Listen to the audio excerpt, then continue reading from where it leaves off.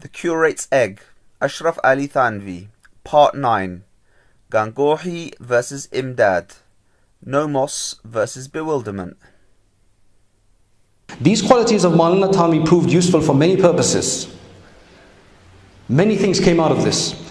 Number one, prolific production and sheer industry in writing. 900 or so books. And not just little risalas, not just these simple khutbat, no. Serious work, serious. Training of his disciples, that was also, and engaging in his own devotional rituals. He was benefiting the people that came to him personally. He was benefiting the ummah at large and continues to. And he was also not forgetting himself, which is a challenge for people who are very active. They're so busy with others, they forget themselves.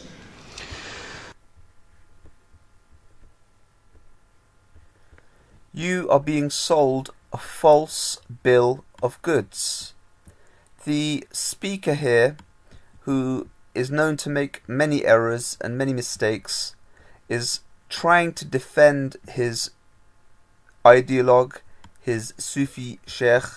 He's trying to make it out that it was determination, discipline, being meticulous with one's time, and being a genius, someone who had mastered his soul, mastered his spirit, someone who was beyond reproach in terms of mannerisms, character, and interaction with others.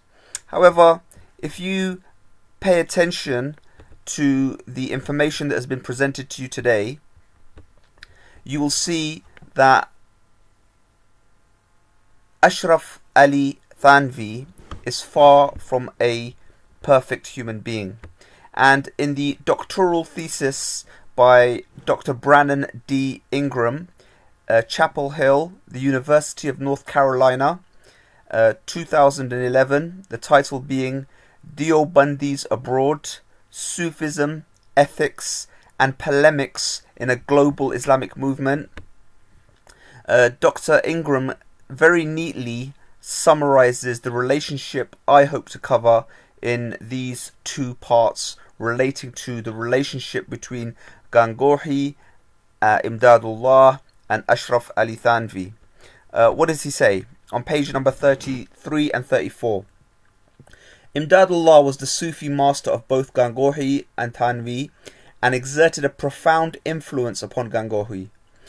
Thanvi and scores of other early Deobandis, even as he was strictly speaking unaffiliated with the workings of the madrasa. Third, Gangohi and Thanvi had differing interpretations of Imdadullah's legacy. In drawing the parameters of acceptable norms, Gangohi was far more strict. Thanvi was flexible. If Thanvi's is in some way a mediating position between the elastic, conciliatory ontology of Imdadullah and the unyielding ontology of Gangohi, we will see that contemporary Deobandis, whether in South Africa or elsewhere, are also positioned in a similar intermediate space.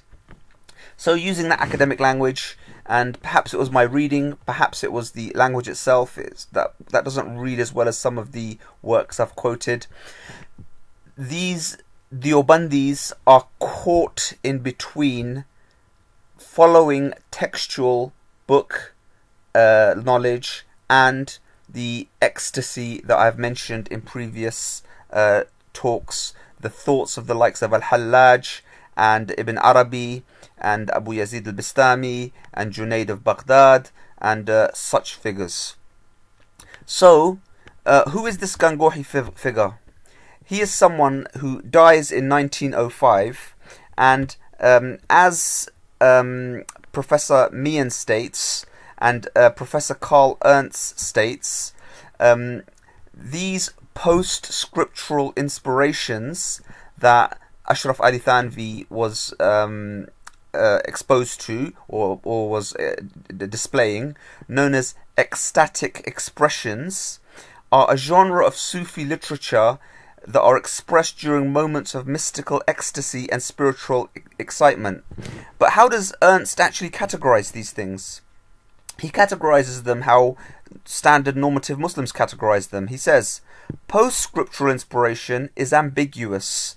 For the mystic, it can be the key to divine revelation, but to outsiders, a blasphemous parody of scripture. This is blasphemy.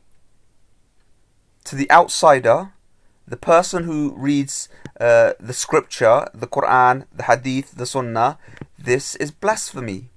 And Ashraf Ali Thanvi vacillates between the thought of Gangohi, which is scriptural, and Imdadullah, which is flexible and mystical.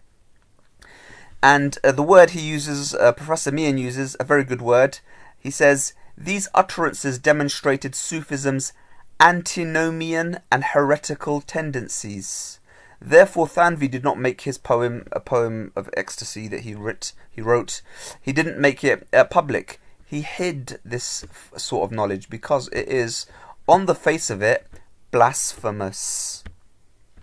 So, what Muhammad Qasim Zaman describes, and I'll give you the screenshots so you can pause them, but I'll go through them in more detail in the next part, is on page number 24.